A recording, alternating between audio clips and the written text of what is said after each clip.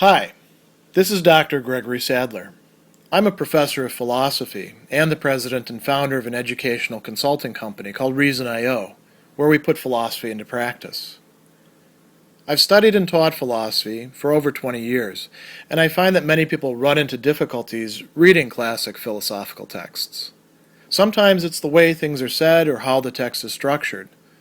But the concepts themselves are not always that complicated, and that's where I come in. To help students and lifelong learners, I've been producing longer lecture videos and posting them to YouTube. Many viewers say they find them useful. What you're currently watching is part of a new series of shorter videos, each of them focused on one core concept from an important philosophical text. I hope you find it useful as well.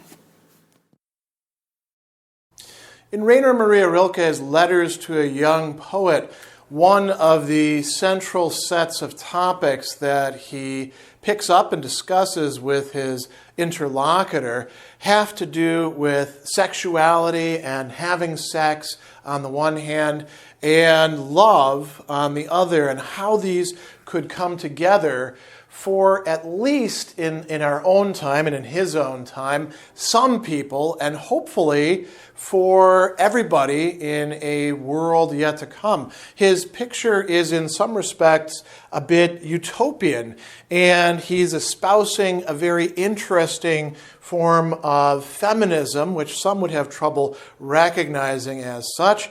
And he's telling us that there's something greater that we can connect ourselves with, but it would take a lot of work, a lot of labor, Arbeit in German, on our part. So he talks about sex and love to his young interlocutor as being difficult tasks. He never actually uses the word task in the German. He says that these are things that are laid upon us, or these that are things that are assigned to us. And this is in letter 5 and letter 7. There is a really important characteristic involved in this. He says, sex is difficult, yes, but those tasks or those things that have been entrusted to us are difficult. Almost anything serious is difficult, and everything is serious. If you just recognize this and manage out of yourself, out of your own talent and nature, out of your own experience and childhood and strength, to achieve, and here he sketches out a bit of the sort of vision for where this is going, a wholly individual relation to sex, one that is not influenced by convention, just a transliteration, Konvention, and custom, Sitte, then you will no longer have to be afraid of losing yourself and becoming unworthy of your dearest possession. So we have this incredibly important task that is existential in the fact that we all face it so long as we develop to an age where we begin to experience the desires for it. So those of us who make it into puberty and beyond, it is part of our existential condition, and it's not something that we can simply take for granted as a bunch of drives or inclinations. It's something that we're supposed to take on and transform. He also in letter 7 says it's good to love. Why? Because love is difficult. And then he goes on and he says, for one human being to love another human being, that is perhaps the most difficult task that has been entrusted to us. The ultimate task, the final test and proof. The work, Arbeit, for which all other work is merely preparation. So sex and love, these two fundamental things that are for so many people just separated off. Many just don't believe in love at all. Rilke thought these are absolutely central, that they are some of the most important things in our human existence. He goes on and he talks in letter 7 about young people. And he's not engaging in one of those sort of, older person, these young people today, they don't know what they're doing. He's talking about young people throughout the ages. And he's saying they're caught in this tragic situation. I really feel bad for them. Why? Because, he says, young people who are beginners in everything are not yet capable of love, and yet they think they are. They jump into things. And we live in a society where that is highly encouraged and where love and sex are totally blurred together for them and also distinguished in ways that are unhealthy as well. So he says it's something they must learn. Why? Loving, he says, does not at first mean, as love songs tell us, merging, surrendering, and uniting with another person. Why? For what, he says, would a union be of two people who are unclarified, unfinished, and still incoherent? Instead, it's, he says, an inducement for the individual to ripen, to become something in himself, to become world in himself for the sake of another person. It's a great demanding claim on him. So if young people really love each other, they have to, in some respect, focus on themselves and their relations to things other than the love object that they want to fuse with, so that they can become a genuine person capable of having and supporting and sustaining that relationship. And that means the other person has to do that too. They can't simply offer themselves to each other and get it on and hope that they're going to have love develop out of that. And he says, this is what young people are so often and so disastrously wrong in doing. They fling themselves at each other when love takes hold of them. They scatter themselves in all their messiness, disorder, bewilderment. And what can happen then? Now notice Rilke is not saying this to condemn them or to say, oh, they're so messy, these stupid kids, get off my lawn. No, he's saying this is unfortunate. There's nobody there to give them any helpful guidance about this other than, a bunch of rules. Don't have sex with anybody. Be pure. That's not going to be helpful in developing a healthy relationship. He says, what can happen? What can life do with this heap of half-broken things they call their communion, they would like to call their happiness and their future? Each of them loses himself for the sake of the other person and loses the other and many others who still wanted to come. He says, there is no area of life seemingly, sexuality is this drive that takes us out of conventions and reveals us as the true selves that we are. He says that's BS. There is no area of life that is more beset by conventions than sexuality. And that's the way it's always been for us human beings. He says, they escape into one of the many conventions that have been put up in great numbers, like public shelters on this most dangerous road. Maybe they're the good people who, just fool around a little bit and wait until they're married. Maybe they're the ones who are breaking all the rules, but they're breaking all the rules in the same way that everybody else is. Maybe they're in the middle of the road somehow. Maybe they're doing their own thing. They find some kink that appeals to them and then, read about it on the internet and find some new ways of doing something, but nothing is new.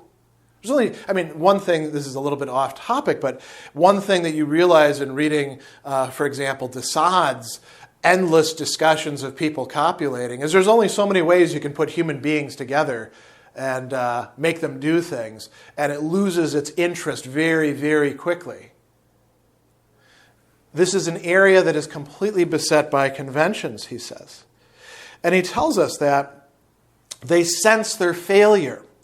Many young people who love falsely feel oppressed by their failure. They want to make the situation they've landed in livable and fruitful in their own personal way. Why? Because nature tells them that questions of love cannot be resolved publicly and according to this or that agreement, that they are questions, intimate questions from one human being to another. Think about sex that way, not as just getting it on, not as something that has become commodified and turned into a million different topics of discussion on everything from blogs to Facebook to pick whatever else you like, but as questions that we're asking each other.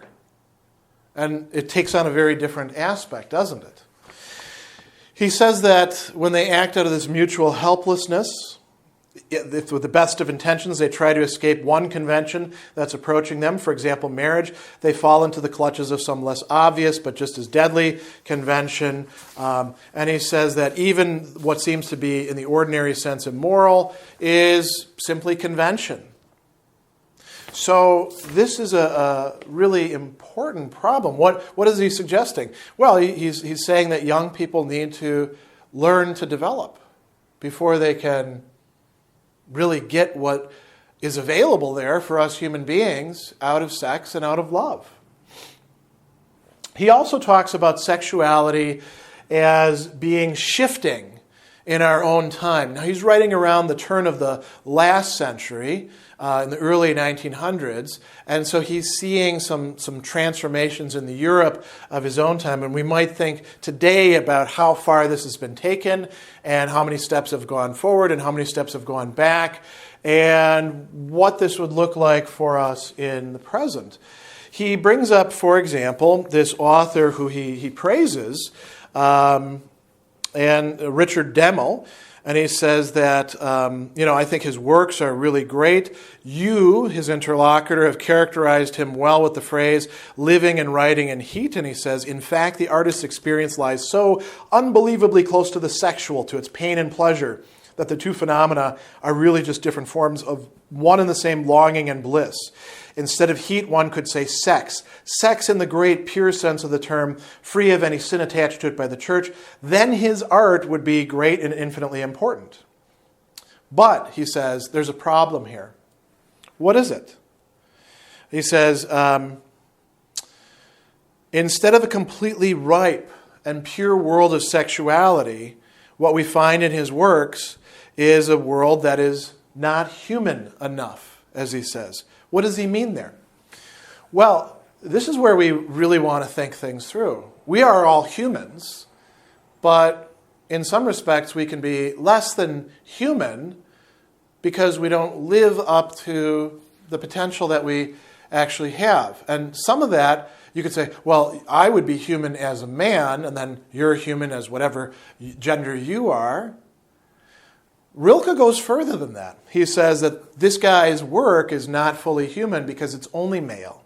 He says instead of a completely ripe and pure world of sexuality, it finds a world that is only male, is heat, thunder, and restlessness, burdened with the old prejudice and arrogance with which the male has always disfigured and burdened love. Because he loves only as a male and not as a human being, there is something narrow in his sexual feeling, something that seems wild, malicious, time-bound, uneternal, which diminishes his art and makes it ambiguous and doubtful. We certainly, if we're male, we can certainly define ourselves as male, but we have to be more than merely male in relation to the female. And this is something that has been lost on so many people, not just in our own time, but in previous times as well, and it's a danger for the times to come. Rilke goes on to suggest, this is a beautiful phrase, in letter 5, he says, he's talking about beauty of girl, motherhood, and he says, in the man too there's motherhood, it seems to me, physical and mental. Perhaps the sexes are more akin than people think, and the great renewal of the world, he's sketching out something utopian here, will consist in one phenomenon. So here's a central key view of Rilke's about where sexuality could be going. That man and woman, freed from all mistaken aversions and feelings, will seek each other out not as opposites, but as brothers and sisters, as neighbors, and will unite as human beings, in order to bear in common, simply, earnestly, and patiently, the heavy sex that has been laid upon them.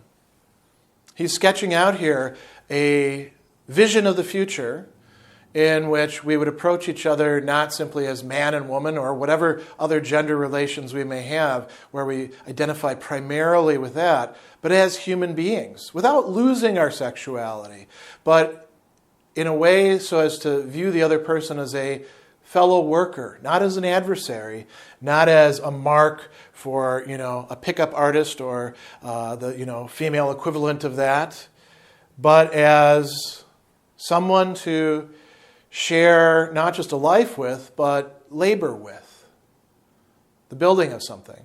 That can't be done solely on one's own.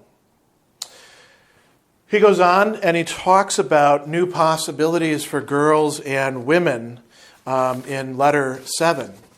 And he says, the girl and the woman in their new individual unfolding will be only in passing imitators of male behavior and misbehavior and repeaters of male professions. And I think we've seen lots of that in our own time as, waves of feminism have gone through.